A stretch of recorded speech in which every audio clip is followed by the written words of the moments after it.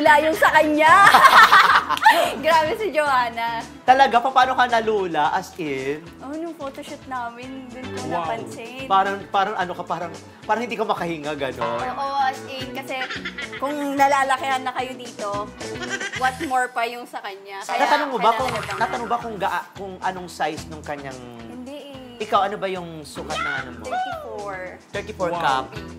Cup B, o malaki ang cup B. Tapos pag tumaba ka pa, magiging cup D na yan. Magiging 36 na yan. Ayoko na nga eh. Nakaka-stress.